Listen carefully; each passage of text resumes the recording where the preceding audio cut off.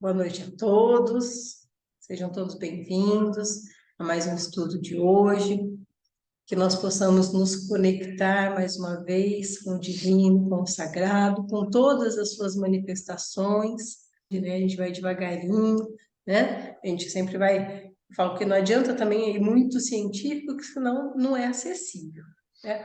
Até o objetivo do estudo, nesse período, com os livros do Rubens Saraceni é justamente tornar o conhecimento acessível, tá? Porque eu vou ser sincera, eu leio certas coisas ali e eu falo, nossa senhora, com certeza não é todo mundo que entende isso daqui.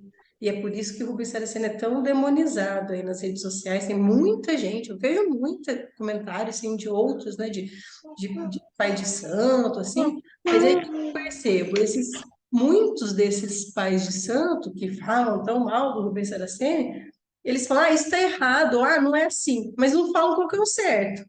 Aí, para mim, sinceramente, troca 6 por meia dúzia. Esse não está certo, mas então o que que tá? Não é assim? Então qual que é o certo? E ninguém fala.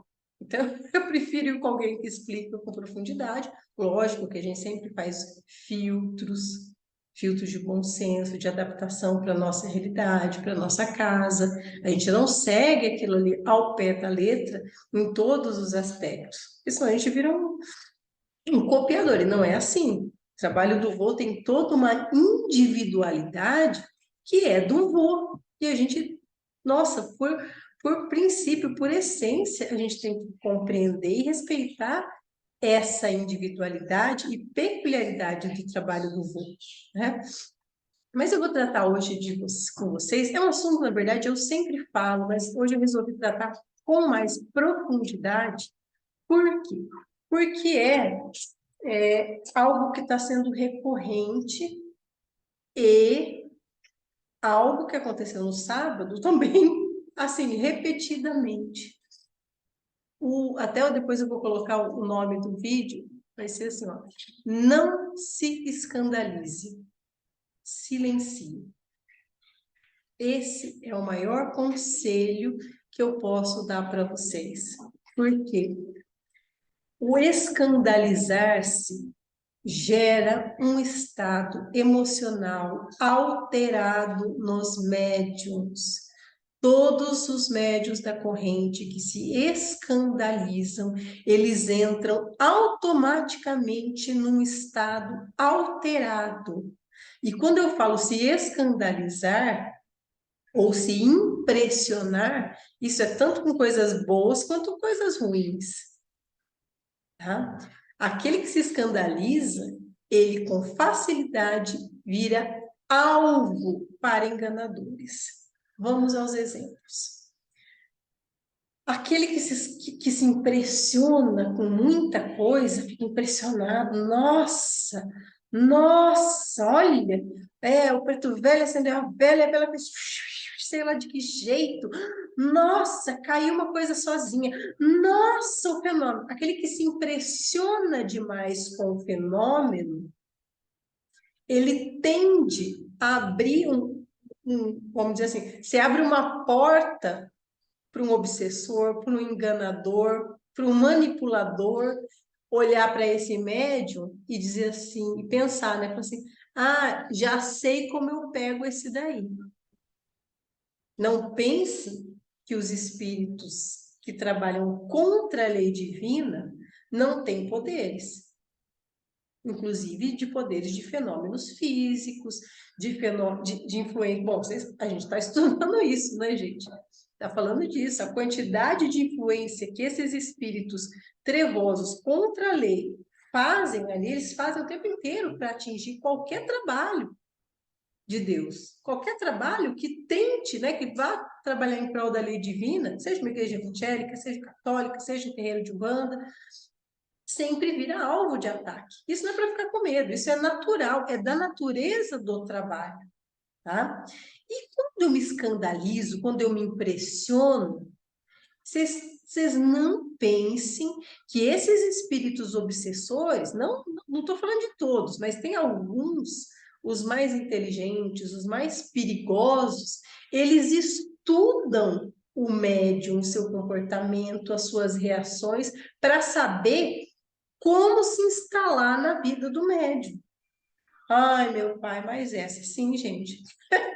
Eu falo para vocês que um bandista, o médium, ele é médium o tempo inteiro, não é só na corrente, tá? Eu já presenciei o espírito dizendo como ele estudava, tá? O espírito estava dizendo, ó, fiquei na casa do fulano tanto tempo, vi que ele fazia isso, aquele outro, e eu me filtrei bem aí. Então, palavras desse obsessor que veio e disse que estudava o comportamento familiar, da casa, pessoal, daquele médium, para poder saber como atingir. Então, ele sabe o que te dizer, inclusive para se fingir. Vem, se finge de guia, de mentor, e diz umas coisas lindas, bonitas, justamente para te impressionar. Ah, eu me impressiono quando o guia sabe da minha vida. Ó o perigo. Já passei também por situações, pessoas próximas, né, amigos, conhecidos, que a pessoa chegou e falou tudo da vida dele. Que aconteceu isso, que aconteceu. A pessoa automaticamente falou: nossa, a pessoa se impressiona e abre as portas e arreganha as janelas. Ou seja, tudo que essa pessoa falar, eu vou assimilar. Olha o perigo disso, porque muita gente mal intencionada, viva ou morta, se utiliza dessa sua impressão ou de se impressionar com facilidade, para às vezes joga até umas coisas bonitas, umas coisas lindas, fenômenos bonitos, justamente para que você fique extremamente impressionado e isso abra as portas. Então, sempre tenham cautela. Principalmente, falo, não se impressione nem com o bom e nem com o ruim. Se é uma coisa boa, que bom, Deus abençoe, graças a Deus, mas trata aquilo com serenidade. A mesma serenidade que você vai tratar uma coisa ruim que acontece. Então, aconteceu uma coisa muito ruim, trate com serenidade. Como você trata uma coisa muito boa, você trata uma coisa muito ruim. O que é serenidade? Analisa, precisa agir, não precisa, o que eu posso fazer, o que eu não posso fazer. Dá para fazer alguma coisa, tal, então. Por quê? Quando você se escandaliza demais, gente, você perde até o raciocínio. E com o ruim, isso é muito pior, porque quando você se impressiona demais, você quer ver desandar a corrente, gente. É quando vem obsessor, um médium, os consulentes, que faz aquele escândalo, que grita, que rola, que rosna, que baba, vira aquela confusão, os médios já ficam tudo com medo, fica todo mundo impressionado. Nossa Senhora, ai meu Deus do céu, nossa Senhora, gente, ai, meu amigo, ai, que prato cheio, uhul. Você vira que aquilo, a corrente faz assim, ó, as vibrações vão ficando tudo doida. Acabou a corrente. Cada elo foi para um lado. Cada elo da corrente corre para um lado. A corrente se desfez. Entende? Então, a gente tem. Ah, mas isso é uma coisa involuntária. Não, a gente tem que se programar e se preparar para agir dessa forma. Entende? É por isso que é importante o desenvolvimento mediúnico. E você não deixa de se impressionar com certos fenômenos do dia para a noite. Entende por que é tão importante amadurecer mediunicamente? E daí? Você está preparado para ver ali, ó, sangue, violência? Porque vem agressor que tenta agredir, tenta, né? Vai bater, vai. Nossa Senhora, teve um dia na quinta-feira que eu falei, agora vai bater, agora vai, que era extremamente violento. E aí? Aí tem hora que você fala, ai meu Deus, vontade de deixar a avó lá no toco e sair correndo. Entende? Você tem que ter uma cabeça assim, ó, tratar aquilo de forma o mais objetiva possível, para não se impressionar. Até porque tem muita coisa que quando você começa a olhar sem se impressionar, você vê que não é bem daquele jeito. Nem tudo que parece que está estribuchando, que está rosnando, que está gritando, né? É tudo aquilo. Muitas vezes por trás desses gestos que parecem ser grotescos e chocam, existe muito sofrimento, muita dor, espíritos que precisam de muito amor. Aconteceu esses tempos, aconteceu, né, dentro da tenda. Então, serenidade para poder conseguir filtrar você, eu, médium, para o guia realmente conseguir. Porque, gente, vocês imaginam o guia tentando fazer alguma coisa com a cabeça do médium assim, ai meu Deus, Nossa Senhora. O guia fala, ai, Jesus, senta aí, cavalo. Tá? Acho que puxa o reio mesmo. Desculpa aí a expressão, não é por preconceito, não é por maldade, mas o guia tentando agir e o médium lá. Não dá, né, gente? Então a gente tem que tentar manter o máximo dessa serenidade.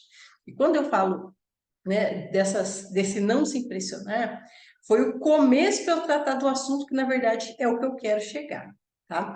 Que é o escândalo. O que provoca escândalo dentro do terreiro? Entre outro, conflito com questões éticas e morais, tá? Nós temos um atendimento aberto a todas as pessoas. Quando eu falo todas as pessoas, isso não é dito da boca para fora. O vô jamais fala isso da boca para fora. Todas as pessoas são todas as pessoas. Então, se é um bandido, se é uma prostituta, se é um morador de rua, ou se é um magnata, é um rico empresário, as portas estão abertas, as pessoas vão receber o mesmo tratamento e respeito. Entende isso? Agora, o que eu não posso ter é colocar a questão moral do médium acima do atendimento do guia. E isso também requer treino e requer muita serenidade. É o mesmo sentimento com o escandalizar, é o mesmo sentimento da questão moral. Por quê? Aparece, por exemplo, e já aconteceu comigo, tá? A pessoa veio, atendimento com Exu, foi lá no outro terreiro ainda, faz muito tempo já. Mas a pessoa veio ser atendida por Exu e a pessoa era traficante e veio pedir ajuda, proteção para o Exu, porque ele queria passar droga dentro da cadeia e ele queria proteção para não ser preso. Gente, e aí, médiuns de trabalho? Você cai da cadeira, você soca a pessoa, você chama a polícia, o que você faz? Você não faz nada. Você não está atendendo o médium de trabalho. O que eu fiz? Eu fiquei assim, eu quero ver o que o Exu vai fazer. Eu fiquei bem prestando atenção, eu quero ver agora, como é que ele vai sair dessa?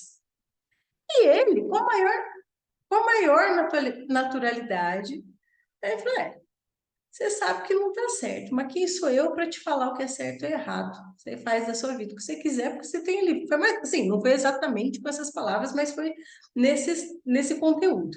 Você vai fazer o que você quiser da tua vida, porque você tem livre-arbítrio, né? Eu vou te proteger dos males da vida, mas ele não falou diretamente que ia proteger a entrega da droga na cadeia. Ele não disse isso. Ele falou assim, não, eu vou te dar proteção contra as maldades da vida. Você, né, pode tal, pediu lá para fazer alguma coisa, mas não disse necessariamente. Ele falou, eu vou te proteger. Não disse. Se você vai ser preso, ele não falou, e o cara também perguntou, então ficou meio em aberto. Mas ele não fez nenhum julgamento. É aí que eu quero chegar. Não vai fazer nenhum julgamento moral. Ele falou, você faz o que você quiser da tua vida. Saber. Você acha que a pessoa que está fazendo isso não sabe que é errado? Está lá de inocente, de certo? Ah, eu não sabia que era errado. Eu acho que sabe. Sabe exatamente o que está fazendo. Entende? Você acha que Exu. Gente, que Exu é esse que vai dar lição de moral para a pessoa que está nessa situação? Ai, você não pode, você tem que ser de Deus. Ah, meu amigo, parou. Não, não é assim que funciona. E se fosse uma outra. Eu estou falando dessa porque foi assim, uma situação um pouco mais grave, né, que aconteceu comigo, e eu fiquei assim, tipo, arregalando o olho, né, eu fiquei assistindo, fiquei, sei lá, o que eu falo com uma pessoa dessa, né, eu mandava embora, sai teu rumo, vai pedir coisa, isso aqui é casa de Deus, eu já ia dar uma de pregadora, eu falei, isso aqui é casa de Deus, não é para essas coisas, não, mas não é assim que funciona, gente, Então, nós temos que ter esses filtros com a mediunidade dos nossos filtros morais. E olha que eu estou acostumada a lidar com questões criminais, eu sou advogada criminal. Então, é muito comum para mim, eu já não tenho naturalmente isso da pessoa vir me procurar e falar, ó, cometi tal crime e o que você pode me ajudar? Então, para mim já não me choca, eu não fico chocada porque eu faço isso há mais de 20 anos, tá? Mas e se pega um médium que não é acostumado, não tem isso na vivência? O médium fica abalado. Outro exemplo, entra a pessoa é prostituta. Ó, vem pedir uma bênção, uma proteção, porque o meu trabalho é difícil e perigoso. E é mesmo. Você acha que o preto velho vai ficar dando lição de moral na prostituta? Isso é o médium. O preto velho, ele vai olhar a situação da alma, do espírito. As questões materiais são resolvidas no plano material. Eles aconselham, e outra, gente, eles aconselham da melhor forma possível, de acordo com o caso, de acordo com a pessoa, de acordo com a situação da pessoa. Mas quando o médium não se intromete nesta questão, aí o guia consegue realmente ajudar da melhor forma possível, que não é a melhor forma que a gente entende? Eles conseguem ver um outro lado que muitas vezes a maioria das pessoas aí que a gente convive, vivendo na casinha da Barbie, onde tudo é perfeito, tudo é bonito, todos se dão bem, eu não consigo entender as razões que levaram a pessoa a se voltar para a criminalidade. Eu não consigo enxergar quais as razões que fizeram uma pessoa a ser prostituta. Por quê? Porque eu não calço o sapato daquela pessoa. Mas aquela pessoa é filha de Deus. E ela merece trilhar o caminho dela com o livre-arbítrio da melhor forma possível. Não cabe a mim nem a ninguém ficar determinando o que é melhor para as pessoas. E aí, chega um morador de rua dentro do terreiro. A pessoa está suja, está mal vestida, ela vai ser atendida da mesma forma. Ai, mas por que é vagabundo, né? Morador de rua é tudo vagabundo. É assim mesmo? Exatamente assim? Eu sei que em alguns momentos, talvez alguns ou vários de nós, dentro da casa, tenhamos pensado dessa forma. Que a pessoa é morador de rua. Ah, tem saúde, sabe quem vai trabalhar, vagabundo. Tá? E nunca parou para pensar o que levou essa pessoa a estar nessa situação de rua. Estar na situação de rua, estar na situação de criminalidade, estar na situação de prostituição e tantas outras situações que são difíceis e incompreensíveis aos nossos olhos, simplesmente nos colocam no... A gente não tem essa vivência. Eu não consigo compreender. Então, nós não devemos julgar. Eu, quando falo não devemos julgar, é não julgar mesmo. Não ter esse tipo de julgamento moral com essas situações. As pessoas vão ser atendidas. Depois eu vou mandar um vídeo para vocês de um morador de rua. Ontem eu chorei. Comecei a ver aqui com o Gustavo, falei para o Gustavo, me manda, que eu vou mandar no grupo, né? Porque, assim, é um depoimento muito bonito, muito querido, de uma pessoa que escolheu estar na rua. E ele conta a história dele. E ele fala da alegria e da gratidão de quando ele recebe um alimento de boa qualidade, uma comida saudável, uma comida assim, que não está estragada, que não é resto. Ele, é a alegria dele, nossa, é a felicidade maior. E é uma felicidade bonita, não é artificial, é verdadeiro, sabe? Você sente na pessoa. Eu vou mandar para vocês, até para vocês, para que todos se conscientizem que o serviço de marmita, que parece tão pequeno, tão pouco, mas isso, gente, é um pinguinho que a gente pode fazer. É uma gotinha de alívio, de fome para essas pessoas. Isso é extremamente importante. Tem que ter quem faça. Ah, a gente vai acabar com a fome no mundo? Não, não vai. A gente vai acabar com isso? Não, não vai nada disso. Mas a gente vai fazer o que a gente pode, a gente vai fazer. E vai continuar fazendo, se depender de todos nós. Aí eu vou mandar. E eu recomendo a leitura de um livro para vocês, que foi o livro, assim, que eu me lembro, foi um divisor de águas no meu pensamento sobre morador de rua. O nome do livro é um livro kardecista, tá? Mas é muito bonito. Chama-se Luar Peregrino. Eu li esse livro, sei lá, uns 15, 20 anos atrás já. E é um livro que conta a história de uma pessoa que perdeu a memória e foi morar na rua. E ele convive e conversa com esses moradores de rua e vê a história de cada um. Vai ser todo um fundo ali espiritual de reencarnação. Mas é maravilhoso. O livro me fez mudar, inclusive, a visão que eu tinha sobre as pessoas que se embriagavam, né, na rua. Ah, quer dinheiro para comprar pinga. Ah, não é para comprar pinga, é para comprar comida, então. Quem sou eu para falar o que que a pessoa tem que tomar? Por que que ela está se entregando à bebida? Você não sabe a dor que essa pessoa passa? A bebida, às vezes, é só um anestésico. Então, esse livro mudou realmente muito a minha forma de pensar, ainda mais com essas situações, tá? Tanto que hoje, se eu for dar um dinheiro para alguém, eu dou e a pessoa fala, não, eu vou... De um homem falou, não, eu vou ali, eu vou comprar tal coisa. Eu olhei para o homem e falei assim, não, meu senhor, o dinheiro, se eu estou dando, é seu, você faz o que você quiser com ele, não tem nada. É assim, se eu estou dando, eu não tenho, se eu estou dando, eu não tenho direito de te cobrar o que você vai fazer com esse dinheiro. E isso, gente, é o único perigo da caridade material. Eu fiquei mais de 20 anos em um grupo que fazia caridade material, tá? E com muita frequência, não eram todos, claro, mas com muita frequência eu via aquelas pessoas que estavam dando, né, ajuda material, então elas se sentiam no direito de exigir e de cobrar coisas das pessoas que estavam sendo atendidas para ser merecedoras daquela esmola que elas estavam recebendo. Ai, gente, aquilo. E assim, para mim foi tão ruim que eu acabei me afastando do grupo. Não foi só por causa disso, foi questão prática ali também, mas eu acabei me afastando do grupo. Eu falei, não, gente, não é certo. Assim como não é certo porque eu estou doando uma marmita, eu estou doando uma cesta básica, eu exigi prestação de conta da pessoa, por que que ela não está trabalhando, por que que ela está fazendo isso, o que que ela está fazendo. Entende? Quem sou eu? O princípio é sempre o mesmo. Então, você não julga fora, você não julga dentro do terreiro, tá? Esses dias foi um morador lá de rua dentro do terreiro, ele olhou para mim, também que, assim, na hora que eu cheguei, ele chegou junto comigo, aí ele olhou para mim, ele falou, olha, eu vim aqui, olhei o nome da casa, e meu nome é Benedito, e eu achei que isso é um sinal, estou precisando muito, estou muito perturbado e tal, eu queria saber se vocês podem me atender, mesmo eu estando sujo assim, tudo, né? Eu olhei para ele e falei, mas é lógico. Eu falei, não, senhor, por favor.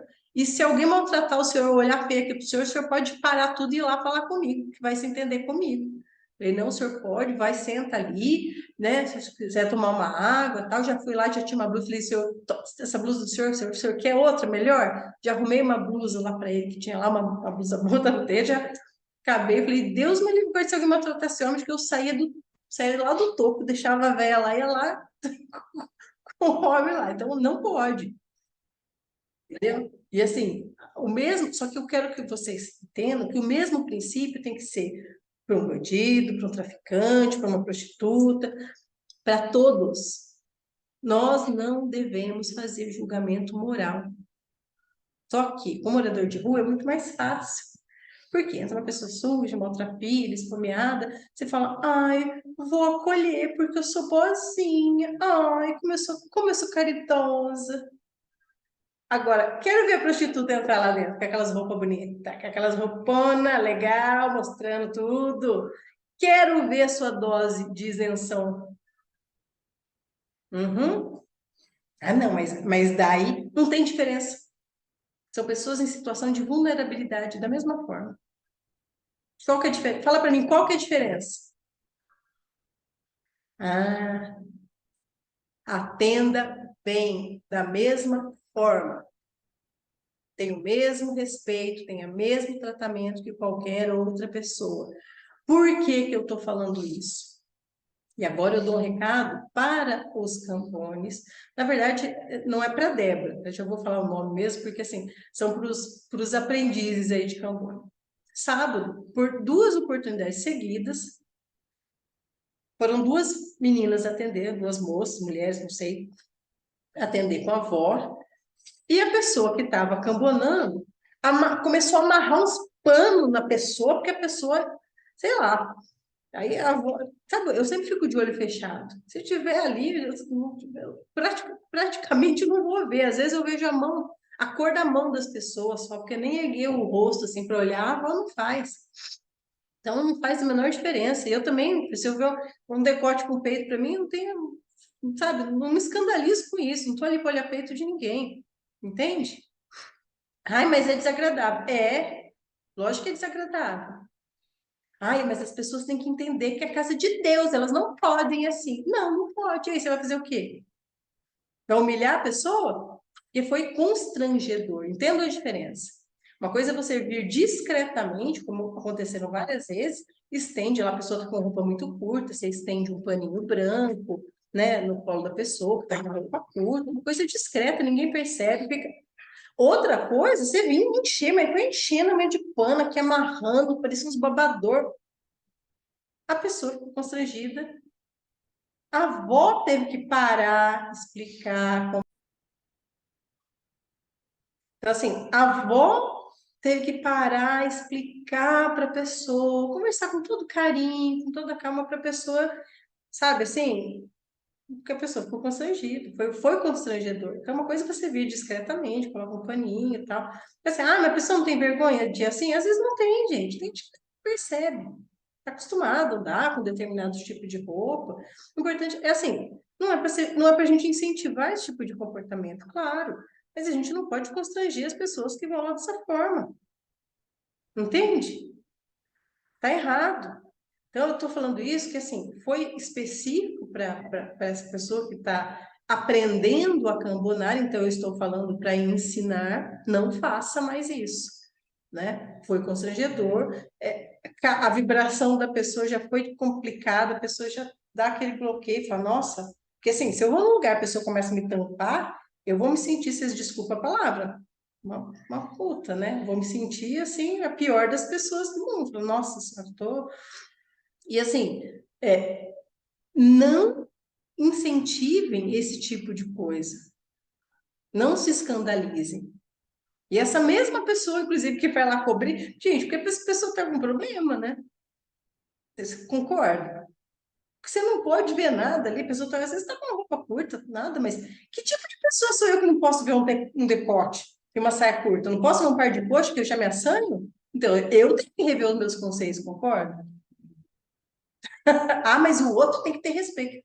Gente, a gente vai conviver com pessoas com roupas diferentes, com costumes diferentes, com hábitos diferentes. Eu tenho que me habituar a não me escandalizar, que foi o começo do estudo de hoje. Não se escandalize. Entende? Porque se a minha sexualidade ou a minha, né, tá tão sensível assim que eu não posso ver uma pessoa com um decote um pouquinho mais abaixo que eu já fico alarmada, talvez eu tenha que rever os meus pudores, talvez excessivos, coisas reprimidas, entende? Uma coisa é sem vergonhice, sem vergonhice a gente combate dentro do terreiro, vocês bem sabem. Então, percebe que tem atitude sem vergonha? Ó, porta para fora, tá? E isso vai ser sempre assim. Deus me livre e guarde. Se a gente perceber qualquer atitude lasciva, né, nesse sentido, assim, sexual, qualquer coisa, vai embora. Fácil, tá? Não precisa. Agora, outra coisa é o tratar, porque as pessoas vão, gente. E as pessoas com roupa curta, com roupa decotada, sofrem. Elas precisam de atendimento também. Entende? Então, nossa, ai, mas, ai, e daí se meu marido estava com. E se o meu marido atendendo? A mesma coisa. Lógico, por isso que a gente sempre recomenda colocar o mínimo possível nas pessoas que estão sendo atendidas, para evitar qualquer comentário, porque às vezes o médium, obviamente, não está fazendo nenhuma maldade, mas quem vê, e esses muito pudorados, sabe? Muito, ai meu Deus, roupa curta, ai, nossa, tá mostrando alguma coisa. Esses geralmente são os que veem a maldade. Nossa, olha, tem olha lá, tem uma pessoa com roupa curta e o teu marido está batendo. Ah, que comentário é esse, meu amigo? Para com isso. Incentiva a maldade? Feche sua boca. Fácil, tá? A gente acaba incentivando ver maldade, entende? A gente não pode ser fiscal da moralidade ali.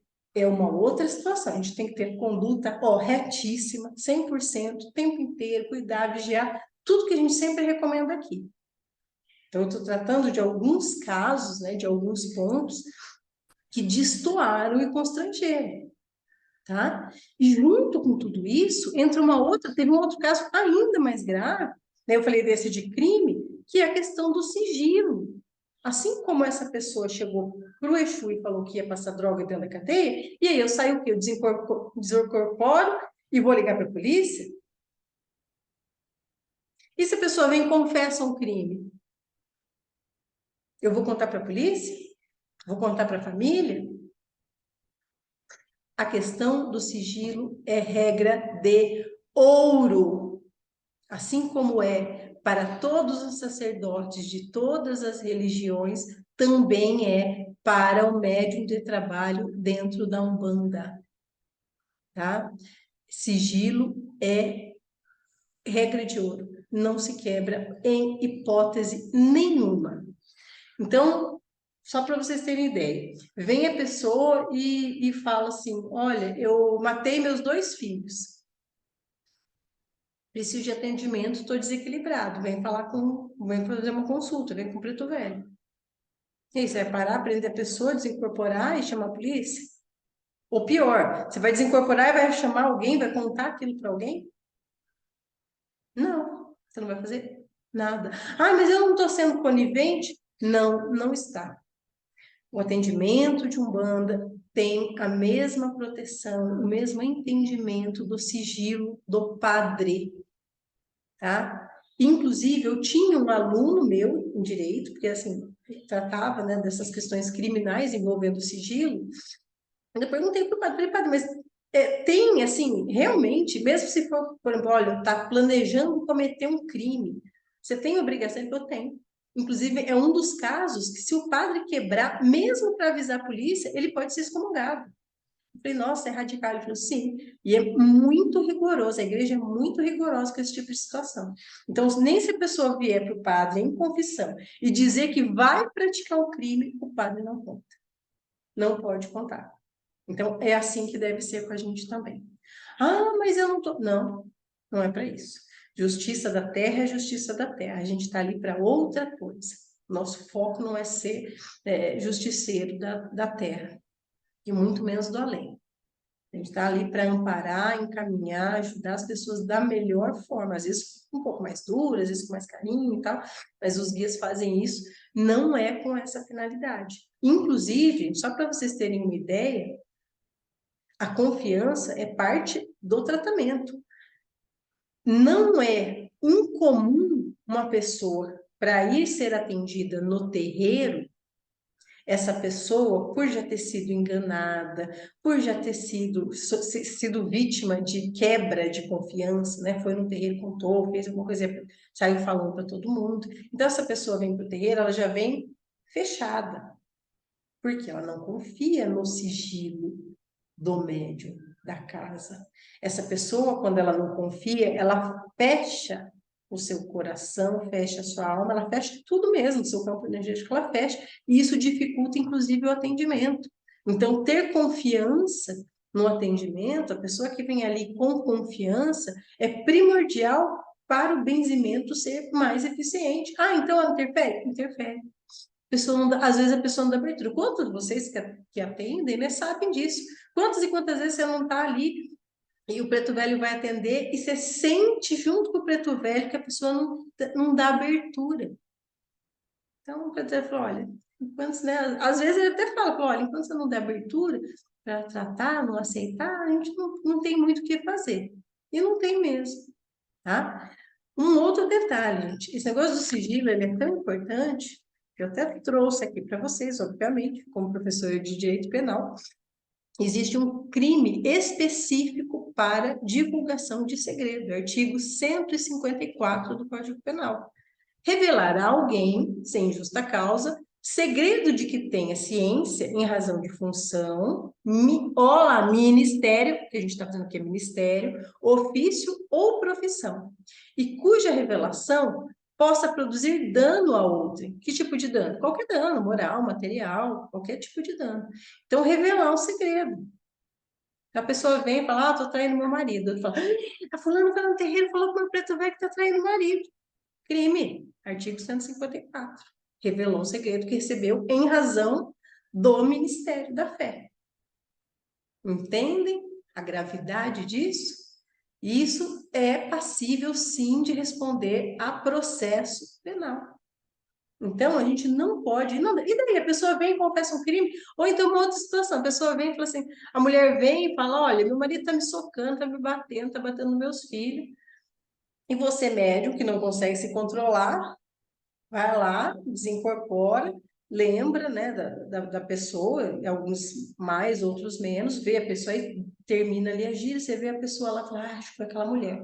Vai lá e vê onde a pessoa investiga, vê onde a pessoa mora, pergunta a alguém conhecido e vai falar assim, olha, fala para a polícia, fala, olha, ou fala para alguém, para um outro conhecido, né, um vizinho, ou mãe, pai, fala, olha, o cara lá tá batendo na mulher e nos filhos, vocês precisam fazer alguma coisa. A pessoa vai olhar para sua cara e vai falar assim, e como que você sabe disso? Ah, não, é que a fulana lá que tá apanhando, ela foi lá conversar com o meu preto velho e ela contou tudo, que ela tá apanhando, que as crianças estão apanhando. Aí você fala, ah, foi lá conversar com seu preto velho e falou isso. Ah, entendi. Você se lasca, gente, é de tantos jeitos, tão inimaginável, que assim, você se lasca primeiro, que você está revelando um sigilo que você deveria guardar, que é recebido em razão de ministério, associado, né, ao ministério. E aí, prova. E aí, você prova, então. Você sabia que acusar alguém falsamente é crime, é calúnia. Acusar alguém de crime, sendo falso, é calúnia. E aí? Tem difamação, calúnia, são crimes de divulgação de, né, fatos criminosos ou fatos ofensivos à reputação. Vocês entendem a extensão disso? Então, recebeu, pode ser a notícia mais bombástica, a informação mais desgraçadamente terrível, você guarda o seu julgamento moral primeiro, você senta aí, não é o guia que tem que sentar no toco, é você. Você senta em cima das patinhas aí e fica aí, patinha de cavalo no bom sentido, com todo amor, tá, gente? Mas você senta em cima das patinhas e fica, deixa o guia atuar. Ele, com certeza, melhor do que nós, mas assim, infinitamente ele vai enxergar uma brecha, uma forma de aconselhar aquela pessoa para aquele momento de vida, aquele momento do espírito dela, da melhor forma possível. Não é a gente que faz isso, entende? A gente tem que, é muito importante a gente deixar os nossos julgamentos, porque tudo isso, esses assuntos, todos eles estão envolvidos, mas tudo eles começam como? Com o escandalizar-se. Entende? Porque quando você se escandaliza, você tende a, a falar e não silenciar. Entende? Como um assunto está relacionado ao outro. Então, ser discreto ali dentro, inclusive com esse tipo de situação. Aprender que, ninguém é melhor que ninguém. Isso não pode ser um discurso, isso não pode ser uma frase feita e copiada. Isso tem que ser sério, isso tem que ser vivido. Se eu falo que eu não sou melhor do que ninguém, por que a menina com a roupa escandalosa que eu julgo ser ou uma prostituta ou agindo como tal, por que eu estou me julgando melhor que ela, se todo mundo é igual? Ela é uma pessoa que está em outro momento, em outra fase de vida, de situação, ou vocês não têm seus vícios, ou eu não tenho os meus. Quando eu falo de vícios, são inclusive vícios morais. Eu acho que todo mundo tem, eu acho, não tenho certeza. Por isso que a gente reencarnou aqui, não é? Para aprender a conviver e controlar as nossas... Controlar não, para aprender a conhecer e dominar, ter o domínio das nossas sombras. Não esconder, mas dominar. Eu sei que ela está aí, eu sei o tamanho que ela tem, mas eu ajo dessa forma. Eu consigo me sobrepor às minhas sombras, sejam elas sexuais, sejam elas morais, sejam elas financeiras, sejam elas qualquer desvio de caráter, a arrogância, o egoísmo, a avareza, entende? Então, os assuntos estão relacionados, e isso não pode ser discurso. Quando eu falo isso, a gente vê nas pequenas atitudes.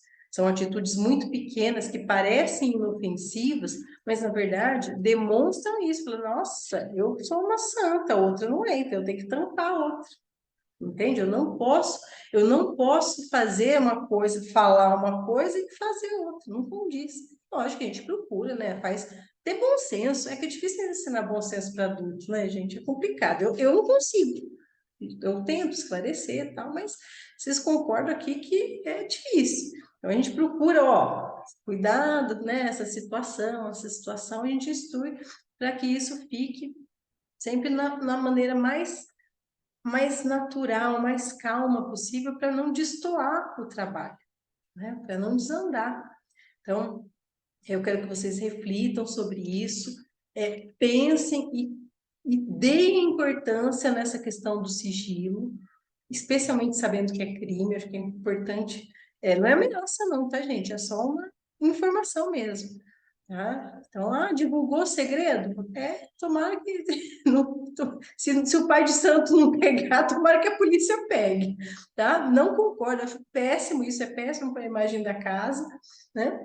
Então, pensem em tudo isso aí no andamento e no desenvolvimento. E no mais, gente, eu quero agradecer muito, assim, o trabalho que foi feito, eu agradeci, eu até não costumo colocar muita mensagem, mas foi muito, assim, muito bem-vindo, muito importante que o Exu fez. Eu sei que alguns olharam, não entenderam nada. Falaram, tem que ir aqui bater a mão? Sim, tá. O Exu fez. Não senti nada.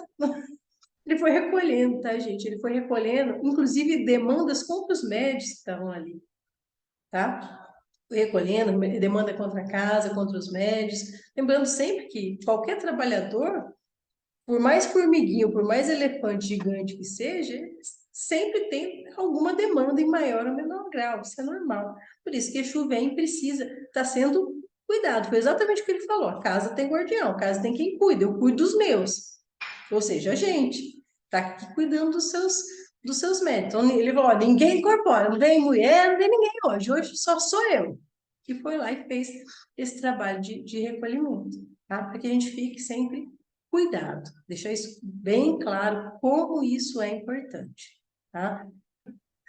Tá bom? Então, um abraço a todos, fiquem todos com Deus, espero que tenham parado para refletir e vamos ver aí na sequência quando que nós vamos voltar, se Deus quiser, na semana que vem, tá bom? Um abraço a todos, então.